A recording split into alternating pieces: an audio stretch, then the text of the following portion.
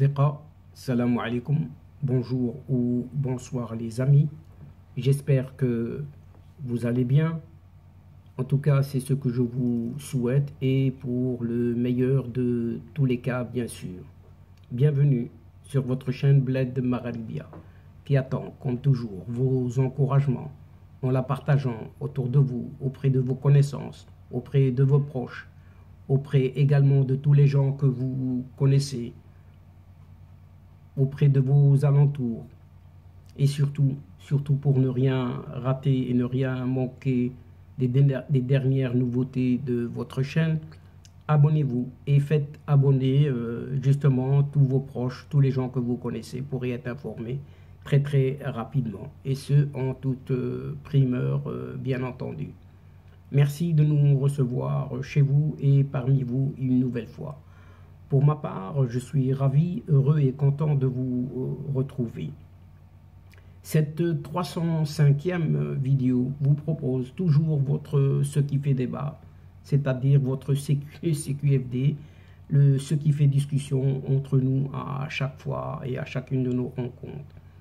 Vous le savez désormais, le CQFD de votre Bled Magharibia se consacre comme toujours et comme à son habitude à cette actualité nord-africaine, maghrébine, pour vous la résumer très brièvement en quelques mots, si ce n'est en quelques petites phrases qui ont été récoltées ici et là à partir justement de cette actualité des médias qui en font écho à chaque fois.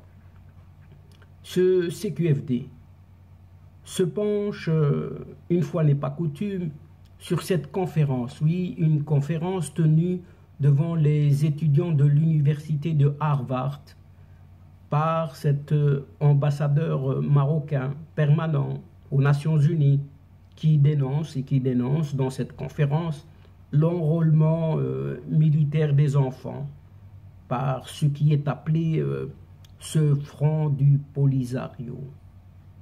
Et toujours en ce qui concerne ce Sahara marocain, une délégation de l'ambassade des États-Unis d'Amérique a visité des projets de développement dans les provinces du sud marocain.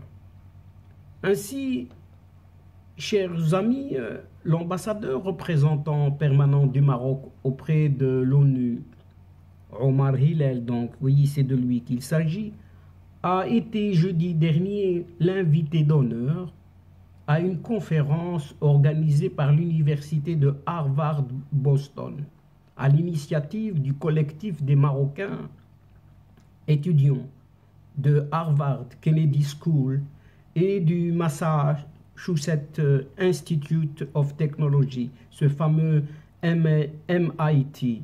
Et Omar Hillel a saisi cette occasion pour attirer l'attention des participants à cette conférence sur l'une des pires formes de violation des droits de l'homme perpétrées contre les populations séquestrées dans les camps de Tindouf, oui, dans les camps de Tindouf au Sahara oriental, en l'occurrence l'enrôlement militaire des enfants. Oui, vous avez bien entendu, et ce n'est pas nouveau, donc il s'agit de l'enrôlement militaire des enfants.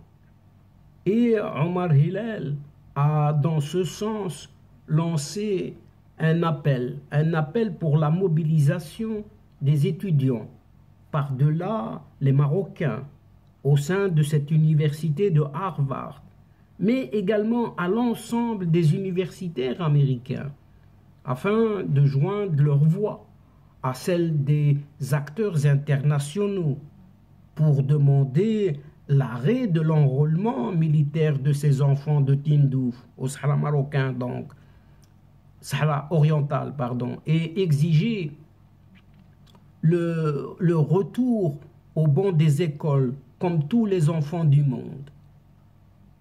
L'université, oui, l'université est un lieu de militance et d'engagement pour sensibiliser aux nobles causes et aux valeurs fondamentales des droits de l'homme. C'est ce qu'a déclaré Omar Hillel, en soulignant que les conditions inhumaines que vivent ces enfants de Tindouf, au Sahara oriental donc, ne doivent pas les laisser indifférents. Et Omar Hillel a également fait observer que la question de l'enrôlement militaire des enfants dans les camps de Tindouf, au Sahara oriental, préoccupe profondément le Maroc et la communauté internationale en général.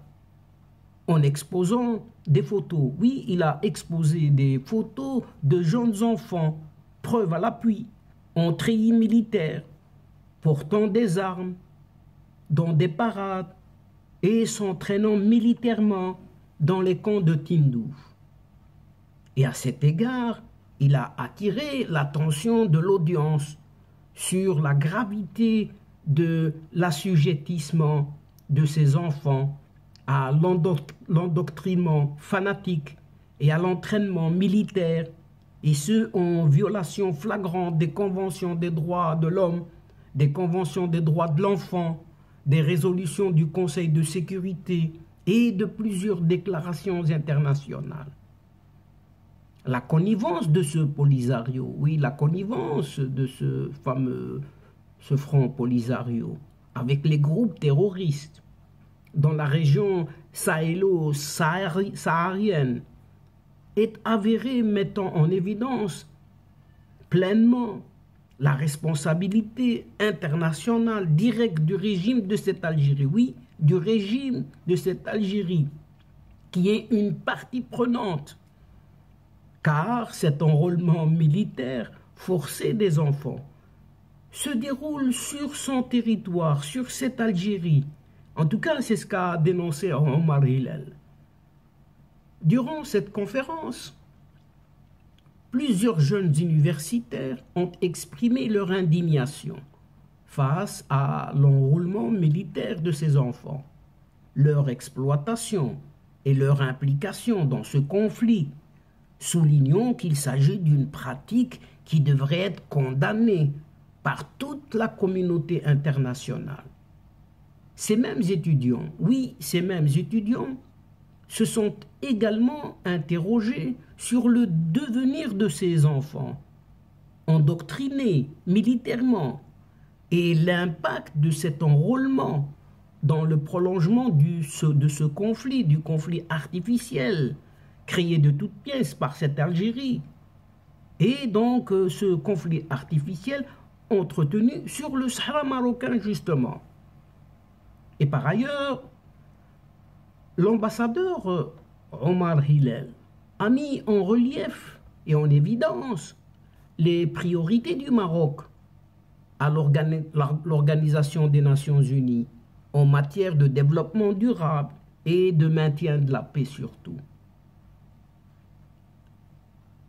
Le Maroc, dans sa déclaration, le Maroc, sous le leadership du roi Mohamed VI, est fort de sa conviction en faveur des questions multidisciplinaires, du développement durable, de l'action climatique et de la transition énergétique, notamment à travers la coopération sud-sud et triangulaire, a indiqué toujours Omar Hillel, tout en soulignant l'importance de préparer la prochaine génération de décideurs à s'impliquer activement dans cette trajectoire de développement national.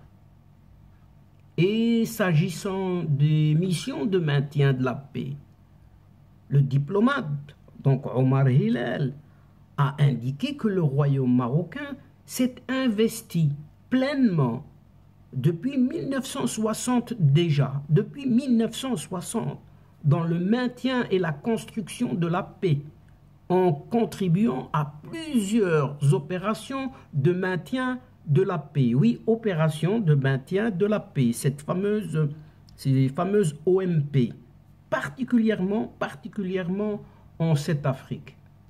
Le Maroc, donc, le Maroc fait partie du top 12. Oui, fait partie du top 12, parmi les 12 premiers pays contributeurs de troupes et de police. Et dans ce cadre, la mission permanente du Maroc à New York, agit également en tant que coordinateur du groupe du mouvement des pays non alignés pour les opérations de maintien de la paix, qui est le plus grand contributeur au maintien de la paix de l'ONU, avec plus de 90% des effectifs, a encore souligné le même Omar Hillel.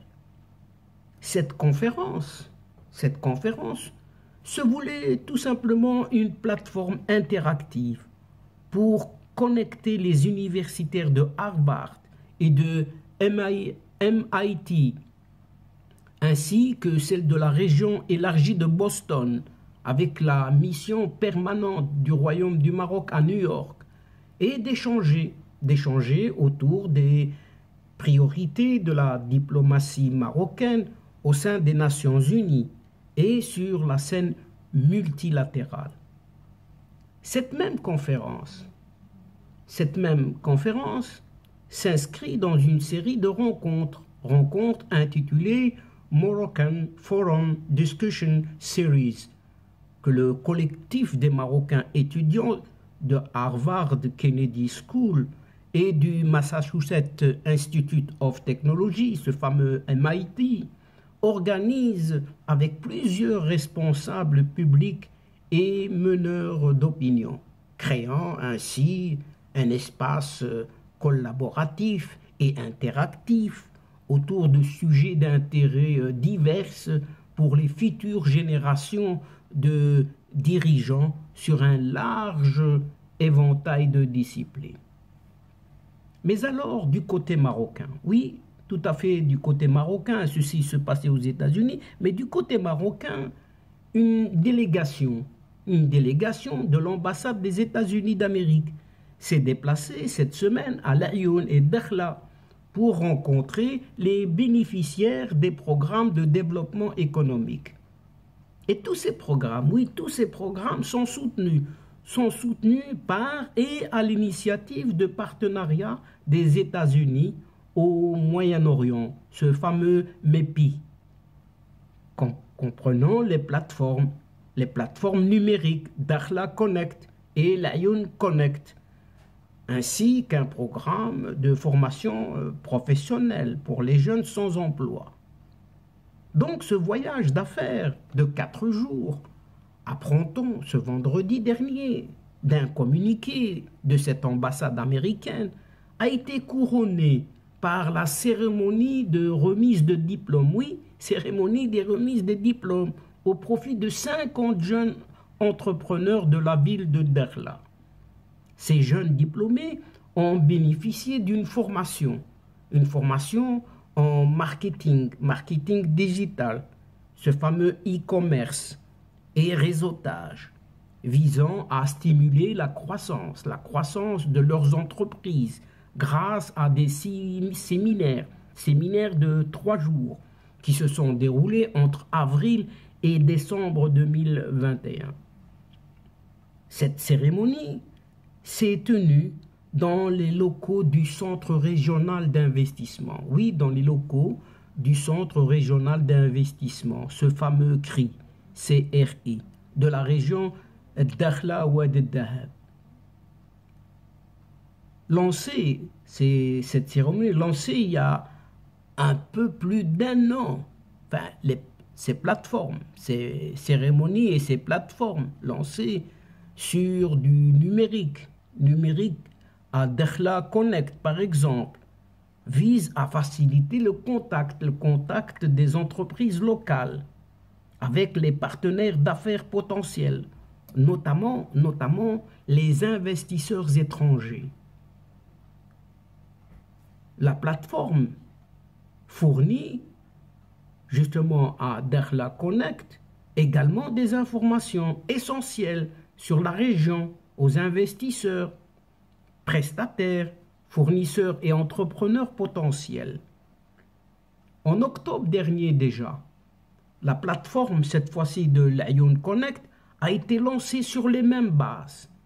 Oui, sur les mêmes bases. Et ces plateformes sont le résultat d'un partenariat entre ce fameux MEPI, partenariat des États-Unis au Moyen-Orient, et des CRI, ces fameux CRI, centres régionaux d'investissement, les wilayas locales et l'organisation américaine, cette fameuse organisation américaine qui est le GE Austin Associates, ces mêmes plateformes répertorient actuellement plus de 10 000 entreprises, oui, plus de 10 000 entreprises ayant reçu des dizaines de milliers de visites et des centaines de demandes d'informations de la part d'investisseurs potentiels du monde entier. Eh bien, vous avez bien entendu, chers amis, donc il y a des partenaires en l'occurrence et des potentiels, des potentialités qui s'interrogent et qui souhaiteraient investir dans cette région. Et toutes ces plateformes ont bénéficié d'un financement, oui, d'un financement de quelques 100 000 $ par la MEPI même. Et les membres de la délégation ont aussi assisté à des ateliers de compétences interpersonnelles dispensés au profit de ces jeunes gens sans emploi de Dakhla et l'Ayoun à travers le programme appelé Skills for Success.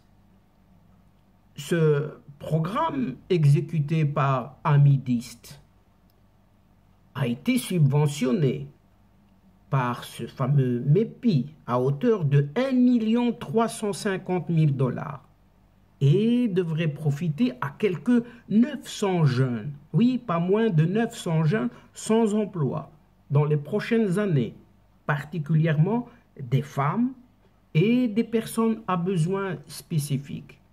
Et donc, chers amis et chers adeptes de la chaîne, c'est sur cette dernière nouvelle très encourageante que prend fin cette séquence en prenant congé de vous, mais néanmoins, nous espérons vous retrouver très bientôt avec un grand plaisir, comme d'habitude, pour vous relater d'autres thèmes lors de vos prochaines vidéos, de vos CQFD, c'est-à-dire ce qui fait discussion à chaque fois entre nous. Un tout grand merci pour votre confiance, pour votre fidélité, votre patience et surtout votre participation de nous suivre et de nous écouter jusqu'au bout des séquences vidéo. Mais néanmoins, ne nous oubliez pas. Mais n'oubliez pas d'aider votre chaîne en vous y abonnant et de faire abonner tous les gens que vous connaissez partout où vous êtes afin d'y être informé très rapidement et surtout, n'hésitez guère de partager au grand maximum autour de vous les séquences vidéo de votre chaîne. Pour moi, il ne me reste plus qu'à vous dire au revoir les amis. L'asdiqa, salam alaikum wa rahmatullah wa barakatuh. À la prochaine fois et à bientôt. Ila liqa fi hissa ukhra, inshallah. Ma'a salama.